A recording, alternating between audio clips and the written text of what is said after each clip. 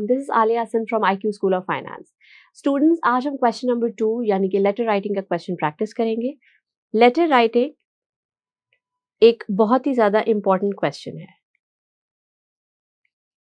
किस तरह से? Let me tell you.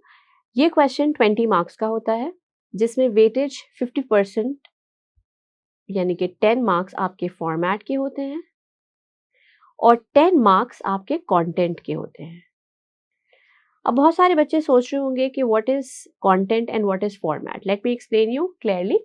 Format का मतलब है कि आपने वो लेटर ड्राफ्ट किस तरह से किया है, यानी कि स्टेप बाय स्टेप उसका स्ट्रक्चर आपने क्या बनाया है। इसी तरीके से कंटेंट वर्ड यूज होता है कि आपने उस लेटर में जो चीजें लिखी हैं या जो चीजें बताई हैं, क्या वो रेलेवेंटली आपके क्वेश्चन से मैच हो रही हैं या नहीं। लेट्स सपोज आपको एक कंप्लेन लेटर ड्राफ्ट करना है, तो उसका कंटेंट जो है, यानी कि उसकी जो लैंग्वेज और उसका जो मटेरियल है, वो क्या एक कंप्लेनिंग टोन में है, क्या उसमें ऐसे चॉइस ऑफ वर्ड्स यूज हुए हैं जो कंप्लेन आपकी कंप्लेन आगे पहुंचा रहे हैं या नहीं। इसी तरीके से अगर एक एडवाइजरी लेटर है, यानी कि आप एक एज अ फ्रेंड किसी को कोई एडवाइस कर रहे हैं या किसी चीज के बारे में इंफॉर्मेशन फॉरवर्ड कर रहे हैं, तो क्या आपने क्वेश्चन में आए हुए कीवर्ड या फ्रेज को फॉलो करते हुए अपना कंटेंट डेवलप किया है या नहीं। ये सारी चीजें लेटर राइटिंग के कंटेंट और फॉर्मेट में देखी जाती हैं। अब अगर आपका क्वेश्चन आपसे ये कह रहा है कि एक कंप्लेन लेटर लिखना है, ठीक है, और ये कंप्लेंट आपको लिखनी है टू दी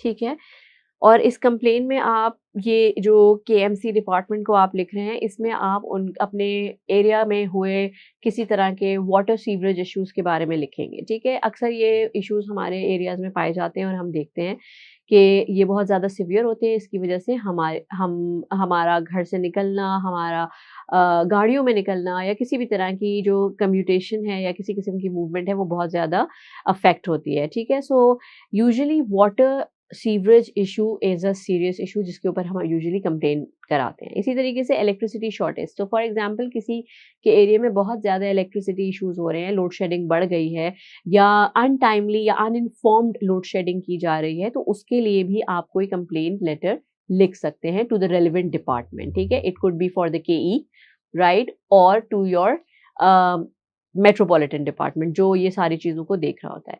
सो बहुत सारी चीज़ें हैं जिनकी हम कंप्लेन कर सकते हैं। कभी कभी कंप्लेन लेटर इस तरह भी आता है that you have received a wrong parcel और you received the wrong order. Now if you are returning it back, या आप उसे रिटर्न करते हुए कंप्लेन भी लिखवाना चाह रहे हैं, या जो चीज़ आपने ऑर्डर की थी किसी वेबसाइट से या किसी भी शॉप से, वो अकॉर्डिंग टू योर स्पेसिफिकेशन या आपकी प्रेफरेंस के मुताबिक नहीं आई है, तो आप उसे भी वापस कर सकते हैं। So for all of these purposes we write complain letter. इसके अलावा एक लेटर जो बहुत ज़्यादा आता है, वो आता है आपके लिए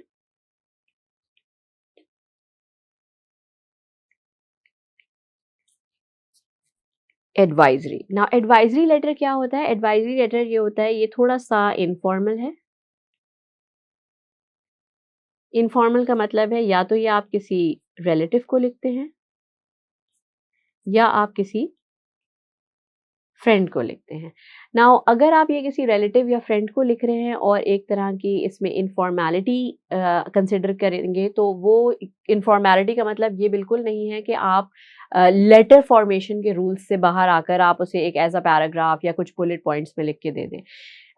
लेटर बेसिकली आपका मतलब फॉर्मेट आपका उतना ही इम्पोर्टेंट है लेटर में, चाहे वो इनफॉर्मल हो या फॉर्मल हो, और कंटेंट आप चेंज करते हैं according to the question need या according to the questions relevancy. ठीक है, सो यूजुअली ये जो एडवाइजरी इनफॉर्मल क्वेश्चंस आते हैं, उनका जो कंटेंट होता है वो यूजुअली इस तरह से होता है that your cousin or your sibling is living abroad.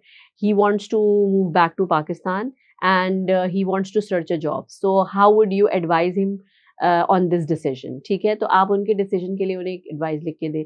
इसी तरीके से you have studied from somewhere, now your sibling or your cousin or maybe one of your acquaintance or relative is also planning to move there और वो वहाँ पर पढ़ना चाह रहे हैं। अब आप वहाँ से रिलेटेड उनको सारी इन्फॉर्मेशन अगर देंगे और उन्हें एक एडवाइस एंड में देना चाह रहे हैं, तो ये सारी चीज़ें एडवाइज़री लेटर में आती हैं, ठीक है? सो ये एक और टाइप का लेटर है जो अक्सर पेपर में आ जाता है। इन सब चीज़ों के अलावा एक और लेटर भी आता है कभी-कभी अ, हम किसी किस्म की कोई रिक्विजिशन रिक्विजिशन का मतलब होता है किसी किस्म की रिक्वेस्ट यानी कि कोई चीज़ की डिमांड करना। फॉर एग्ज़ाम्पल हमारे एरिया में कोई ग्राउंड है जहाँ पर कोई इंटरनेशनल मैच है या किसी किस्म का कोई स्पोर्ट इवेंट है और उसकी वजह से आपका जो एरिया है वो कॉर्डन ऑफ करा के या उसे किसी तरीके से ब्लॉक कर दिया गया है फॉर सिक्योरिटी पर्पस। अब जितना भी ट्रैफ़िक है या जितने भी उस एरिया के रेज़िडेंट्स हैं उन्हें मूव करने में या कम्यूट करने में बहुत प्रॉब्लम हो रहा है और इसका कोई भी अल्टरनेट आइटिनरी रूट आपको नहीं दिया गया है। तो इस मौके पर भी आप अपने मेयर को या अपने क्या कहते हैं उसी एरिया के जो भी यूनियन हेड होंगे, उनको आप ये भेज सकते हैं letter just to ask that they should be providing you some sort of itinerary alternate itinerary. तो इस तरह के रिक्वेस्ट और रिक्विजिशंस भी होते हैं। इसी तरीके से फॉर इंस्टेंस आपने कोई कोई चीज़ आपको किसी एक कंपनी से ऑर्डर करनी है या किसी शॉप से या किसी वेबसाइट से ऑर्डर करनी है और आपको नहीं समझ आ रहा कि आपको 2 ऑप्शंस या 3 ऑप्शंस में से कौन-सा ज़्यादा आपके लिए सूटेबल होगा, तो आप उनसे उन सारी ऑब्जेक्ट्स या जो भी चीज़ आप ऑर्डर करने वाले हैं और उनके ऑप्शंस को चूज़ करने में आपको प्रॉब्लम हो रही है, तो आप उनसे एक रिक्वेस्ट कर सकते हैं कि वो आपको उन सारी या उन जितनी भी प्रोडक्ट्स आपके सामने आपकी प्रेफ़रेंस से रिलेटेड मौजूद है, उनकी स्पेसिफ़िकेशंस भेजें।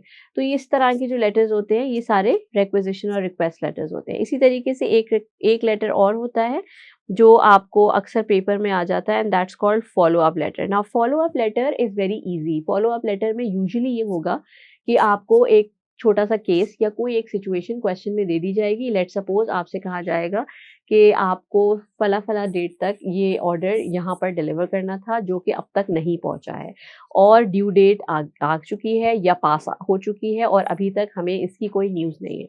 सो kindly you have to tell us that when will you deliver this order. तो इस तरह की कोई भी चीज़ अगर आप कर रहे हो अपने लेटर में, इस तरह की कोई कम्युनिकेशन आपका जो है वो प्रोसेस में हो, तो that is called follow up. इसी तरीके से आपने कहीं पर जॉब के लिए सीवी ड्रॉप की या सेंड की, ठीक है?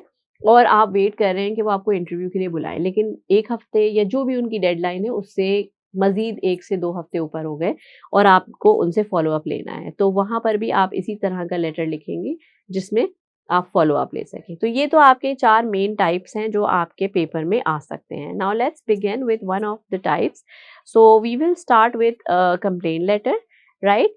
क्योंकि that is the most easiest type और उसके बाद हम आगे देखेंगे कि और कौन-कौन से टाइप के लेटर्स हम कर सकते हैं, राइट? सो अगर हम कंप्लेंट लेटर को फ़ोकस करें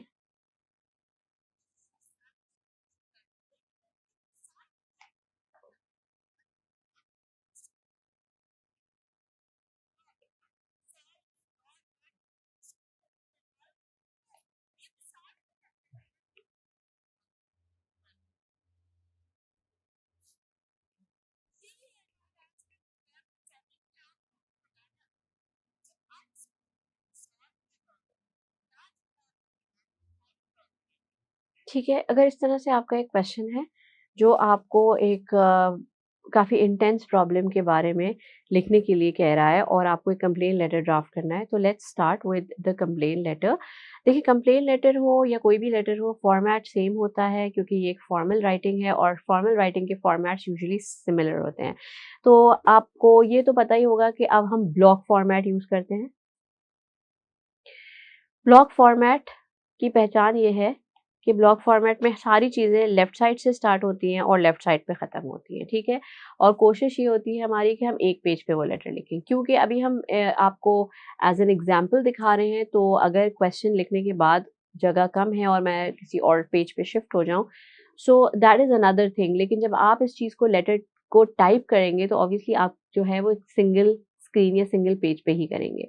ठीक है? क्योंकि लेटर की कुछ चीज़ें बहुत ज़्यादा इम्पेरेटिव हैं और ये हमें फॉलो करना बहुत ज़्यादा ज़रूरी है। फॉर इंस्टेंस लेटर्स यूजुअली 1 से 2 पेज पे जाने चाहिए, इससे ज़्यादा एक्सीड ना हो, क्योंकि जितने ज़्यादा लेंदी लेटर्स होते हैं फिर हमें उनके साथ जो है एक कंटेंट लिस्ट लगानी होती है या हमें उनके साथ एक एग्जीक्यूटिव समरी लगानी होती है और यूजुअली ये चीज़ें हम लेटर्स नहीं और रिपोर्ट्स में ज़्यादा करते हैं, ठीक है?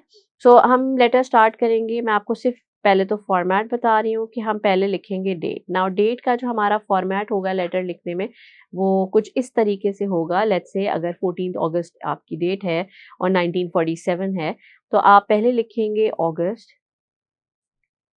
14, कॉमा 1947। सो आपका डेट फॉर्मेट इस तरह से होगा, मंथ इन वर्ड्स, उसके बाद डेट और फिर कॉमा और उसके बाद ईयर, ठीक है? सो ये आपकी डेट हो गई जो कि आप लेफ्ट पे लिखेंगे, ठीक है? मैंने तो अभी आपको सिर्फ बताया है, इसलिए इस तरह से। डेट के बाद आप थोड़ा-सा गैप देंगे और आप यूजुअली जब टाइप आउट करते हैं तो आप एंटर करते हैं, दैट्स परफेक्टली फाइन। डेट के बाद आपने एंटर किया और नेक्स्ट लाइन में आप लिखेंगे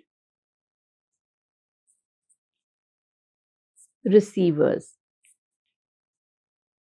नाउ रिसीवर्स ऐड जो होगा यूजुअली इस तरह के जो कंप्लेन लेटर्स, अगर इस तरह का क्वेश्चन आ जाता है पेपर में जो कि आपको एक कंप्लेन लिखनी है, तो आप डायरेक्ट लिखेंगे to the mayor so and so. आप उनके ऑफिस का कोई भी एड्रेस जो है आप एक फ़िक्शनल तैयार कर सकते हैं, फॉर एग्ज़ाम्पल 42 स्ट्रीट कराची, ठीक है? तो इस तरीके से या एबीसी स्ट्रीट कराची, जब भी आप इस तरह से कोई पर्टिकुलर एड्रेस एग्ज़ाम में बना रहे होते हैं या क्रिएट कर रहे होते हैं, तो आप उसमें कोई भी फ़िक्शनल एड्रेस क्रिएट कर लेते हैं और अगर कुछ भी समझ ना आ रहा हो, बहुत ब्लैंक है या बहुत ज़्यादा प्रेशर में है, तो आप एग्ज़ामिनेशन हॉल का भी रेफ़रेंस दे सकते हैं by saying that to this to so and so examination hall Karachi और जो भी आपका सेंटर है, ठीक है?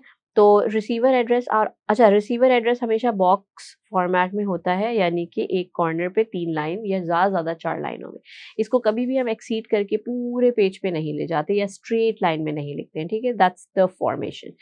जब हम ये काम कर लेंगे, हम दोबारा एंटर करते हैं और एंटर करने के बाद जो हमारी नेक्स्ट लाइन है, उसमें हम थोड़ा-सा मिड में आके एक चीज़ लिखते हैं and that is called subject. SUB short form है, आप शॉर्ट फॉर्म भी लिख सकते हैं और सब्जेक्ट हमेशा आपका जो होता है वो एक तरह का कैप्शन की तरह आता है। कभी भी वो एक सेंटेंस नहीं होगा with proper grammatical structure. It is always a phrase और आइदर अ कैप्शन। तो फॉर एग्ज़ाम्पल यहाँ पर हम देखते हैं कि क्वेश्चन में क्या कहा गया है। Complain about the water shortage in your vicinity from the past. तो आप ये लिखेंगे सिवियर, क्योंकि पास्ट 10 डेज़ से है तो definitely it's severe. Severe water shortage. तो बस ये आपके लिए काफ़ी। अच्छा, मैंने इसमें अंडरलाइन डाल कर दिया है, लेकिन ये अंडरलाइन कभी भी नहीं होता। ये कोशिश ये किया करें कि आप इसे बोल्ड लिख लें, लेकिन ये अंडरलाइन नहीं होगा, ठीक है? और इस तरीके से आपका सब्जेक्ट जो है वो मिडल ऑफ द पेज आ जाता है। जब आप सब्जेक्ट से फ़ारिग होंगे तो आप आ जाते हैं नेक्स्ट स्टेप पे और ये कहलाता है सैल्यूटेशन। अच्छा, स्टूडेंट्स एक चीज़ याद रखिएगा प्लीज़ कि ये जो डेट, सैल्यूटेशन और रिसीवर एड्रेस, इस तरह की चीज़ें या सब हेडिंग्स मैं डाल रही हूँ, ये आपको अपने एग्ज़ाम या अपने राइट अप में कभी नहीं डालनी है। ये सिर्फ़ आपको समझाने के लिए मैंने यहाँ मेंशन की है, सो दैट आपको याद रहे कि आपको इस नेक्स्ट स्टेप पे करना क्या है, ठीक है? तो आप डायरेक्ट ये लिखेंगे, फॉर एग्ज़ाम्पल आपने डेट लिखी, डेट लिखने के सबसे पहले आपने यहाँ पर कोने पे डेट लिखी, डेट लिखने के बाद आपने एक एंटर किया और एंटर करने के बाद आपने रिसीवर एड्रेस लिखा, रिसीवर एड्रेस के बाद आपने फिर एंटर करके सब्जेक्ट लिखा और सब्जेक्ट के फ़ौरन बाद आप आ गए सैल्यूटेशन पे। अब ये सैल्यूटेशन क्या चीज़ है? बेसिकली सैल्यूटेशन है हाउ टू एड्रेस समवन, ठीक है? जब भी आप किसी से कम्युनिकेशन स्टार्ट करते हैं तो आप उससे उन्हें एड्रेस करते हैं। सो जब हम किसी को नहीं जानते या कोई कोई हमारे लिए बिल्कुल अनफ़ेमिलियर है या स्ट्रेंज है या for the very first time हम उनसे कम्युनिकेट करते हैं, तो हम उन्हें डियर सर या मैडम कह के बोलते हैं, ठीक है? सो इस तरह की सिचुएशन में आप डियर तो लगाएँगे क्योंकि it's a very polite word और a new greeting gesture. Dear के साथ आप या तो लगाएँगे सर या फिर आप, अगर वो फीमेल हैं, तो आप लगाएँगे मैडम और फिर आप देंगे कॉमा, ठीक है? डियर सर या मैडम हम जब यूज़ कर रहे होते हैं जब हम किसी को नहीं जानते हैं या कोई हमसे फ़ैमिलियर नहीं है। लेकिन अगर आपको किसी का नाम पता है, लेट्स से आप उनको जानते हैं या आप उनके बारे में जानते हैं या आप उनको से आप ये सिर्फ़ इतना जानते हैं कि ये लेटर किसको जाना चाहिए एक फला ऑर्गेनाइज़ेशन में, तो वहाँ पर आप उनका नाम लिख सकते हैं। सो फॉर एग्ज़ाम्पल आप यहाँ पर उनका फर्स्ट नेम लिख सकते हैं मिस्टर ठीक है? और इसी तरीके से जब आप फीमेल एड्रेस करते हैं, तो फीमेल को आप सेफेस्ट ऑप्शन रखते हैं एमएस, ठीक है? मिस और आप यहाँ पर जो भी नाम देना चाहें, आप यहाँ दे सकते हैं, राइट? सो बेसिकली ये एक तरीका होता है किसी भी पर्सन को जिससे आप कम्युनिकेशन स्टार्ट कर रहे हैं, उन्हें एड्रेस करने का, ठीक है? ये तो एक बहुत फॉर्मल तरीका है। जब आप इनफॉर्मल लेटर्स लिखते हैं, तो आप डियर के बाद बंदे का पहला नाम भी लिख सकते हैं। लाइक ज़रूरी नहीं है कि आप उनके साथ किसी किस्म की टाइटल एंटाइटल्ड उन्हें करें या किसी तरह का कोई टाइटल लगाएँ। आप उन्हें डायरेक्ट नाम के साथ भी बुला सकते हैं बिकॉज़ कि ऑब्वियसली आपकी एक्वेंटेंस नहीं है उनसे सिर्फ you have certain bonding certain certain kind of rapport built up with them prior to this particular communication. तो जब आप किसी कम्युनिकेशन प्रोसेस से पहले ही उनसे कनेक्टेड हैं, तो आप उनको इनफॉर्मली उनके नाम से भी बुला सकते हैं। सैल्यूटेशन के बाद जो नेक्स्ट स्टेप हमारा स्टार्ट हो जाता है लेटर में, अगर आप वो देखें, तो दैट्स वेरी, वेरी कॉमन जो कि है सॉरी मेन आइडिया। अच्छा यहाँ पर बच्चे थोड़ा-सा कन्फ्यूज़ होते हैं कि लेटर में 3 पार्ट्स नहीं होंगे या क्या है या किस तरीके से मेन आइडिया क्यों आ रहा है। So let me tell you and clearly tell you कि लेटर एक बहुत ही फॉर्मल डॉक्यूमेंट है। यहाँ पर हमें ज़रूरी नहीं है कि हर दफ़ा हम एक पहले इंट्रोडक्शन बनाएँ, फिर एक मेन बॉडी पैराग्राफ बनाएँ और फिर कंक्लूजन बनाएँ। कभी-कभी ऐसा होता है कि लेटर टू द पॉइंट होने की वजह से सिर्फ मेन आइडिया पे फ़ोकस करता है। जो बात हमें कहनी होती है वो हम डायरेक्टली फॉर्मल लेटर्स में कहते हैं और उसके बाद हम उन्हें कंक्लूड कर देते हैं एंटिसिपेशन के साथ। एंटिसिपेशन यानी कि हम इस उम्मीद के साथ लेटर एंड करते हैं, लाइन हमारी ऐसी हो जिसमें हमारी एक्सपेक्टेशन रिफ्लेक्ट हो रही हो कि हम रिसीवर से ये एक्सपेक्ट कर रहे हैं कि वो हमें ये लेटर का जवाब जल्द से जल्द देगा या वो हमें इसका जवाब वो अफ़र्मेशन यानी कि पॉज़िटिव नोट पे देगा या फिर वो हमें कोई नई चीज़ फर्दर इन्वेस्टिगेशन के लिए कहेगा या हमसे कोई क्वेरी रखेगा। तो ये वो चीज़ें हैं जो हम एंड में रखेंगे। मेन आइडिया जो होगा आपका वो बेसिकली डिपेंड करता है कि जो इश्यू है आप उसको डायरेक्टली एड्रेस करें। हाँ, ये मेन आइडिया स्प्लिट होता है इनफॉर्मल लेटर में क्योंकि इनफॉर्मल लेटर जैसे मैंने आपको बताया अपने किसी जानने वाले को हम लिख रहे होते हैं और बड़े ही इनफॉर्मल नोट यानी कि कैजुअल नोट पे लिख रहे होते हैं। तो वहाँ हम ये बात इस तरह से शुरू कर सकते हैं कि हम उनसे पहले ग्रीटिंग्स एक्सचेंज करें, जैसे कि हम उनके हाल-चाल को पूछें, हम उनसे उनके किसी हो चलते हुए काम को यानी कि उनकी पढ़ाई, उनकी जॉब या उनकी जो भी उनकी एक्टिविटीज़ हैं उसके बारे में पूछें या उन्हें किसी प्रीवियस इवेंट का हवाला देते हुए वहाँ की थोड़ी-सी ग्रीटिंग्स शेयर करें और उसके बाद हम मेन आइडिया पे कि ये लेटर हम क्यों लिख रहे हैं।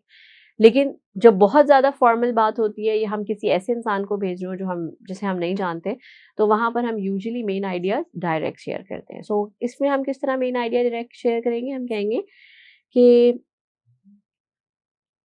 अब मैं आपको लेटर का कंटेंट लिख रही हूँ और उसके बाद आप देखें कि वो कंटेंट किस तरीके से डेवलप हुआ और वो आपके लिए किस तरह इम्पोर्टेंट है।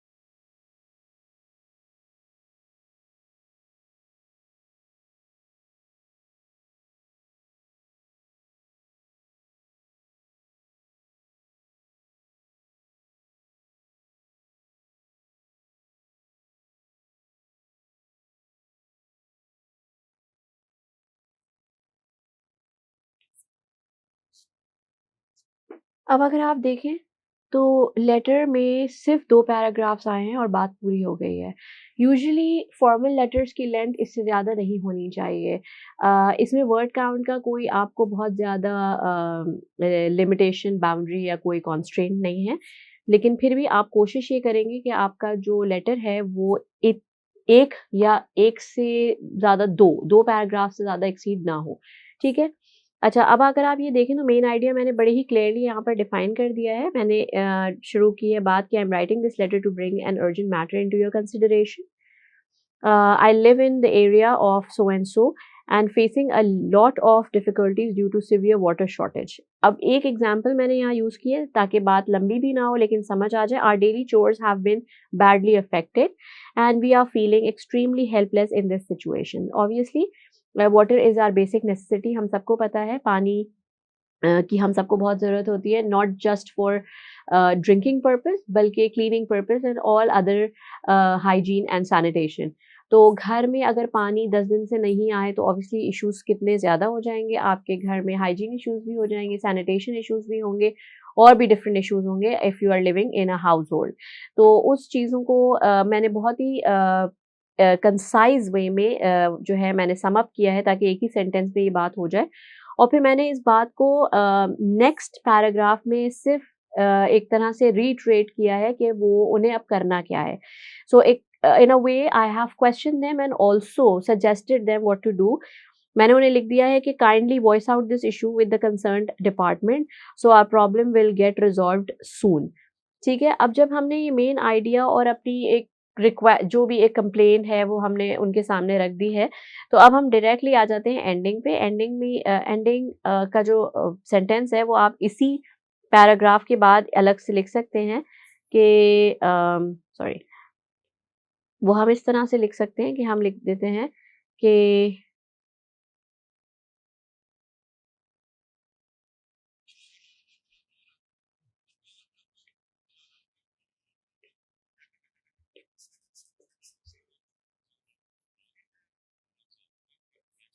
Immediate action is awaited. ठीक है, इस तरह की एंडिंग लाइन्स आप बहुत सारी लिख सकते हैं। Looking forward to your positive response, immediate action is awaited, expecting a quick response from your side. So all of these things are important and can become and included as a last line. जब आप ये काम कर लेंगे तो फिर आप दोबारा लेफ्ट साइड पर आते हैं और लेफ्ट साइड पे आने के बाद आप एंड में लिखते हैं क्योंकि यहाँ पर हमारा जो एड्रेसी या जिसे कहना चाहिए कि जो हमारा रिसीवर था वो हमारे लिए अननोन था क्योंकि हमने एक कंप्लेन की है, तो हम यहाँ पर नीचे लिखेंगे योर्स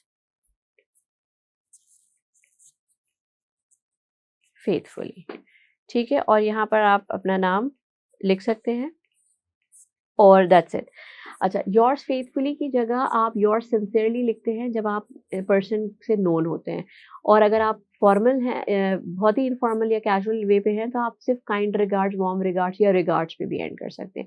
वैसे रिगार्ड्स यूनिवर्सली एक्सेप्टेड है फॉर्मल लेटर्स के लिए भी। अगर आप योर्स फेथफुली ना लिखना चाहें या आपको याद ना रहे तो आप सिर्फ रिगार्ड्स या वार्म रिगार्ड्स पे भी इसे एंड कर सकते हैं। तो उम्मीद है कि आपको मेरा लेटर समझ आया होगा। एक आध क्वेश्चंस मैं आपको प्रैक्टिस के लिए दे रही हूँ और मैं एक्सपेक्ट करती हूँ कि आप उन क्वेश्चंस को अच्छी तरीके से पढ़ेंगे और उनमें से कीवर्ड या की फ्रेजेस को कैच करके एक रेलेवेंट लेटर लिखेंगे इसी फॉर्मेट में। Thank you so much.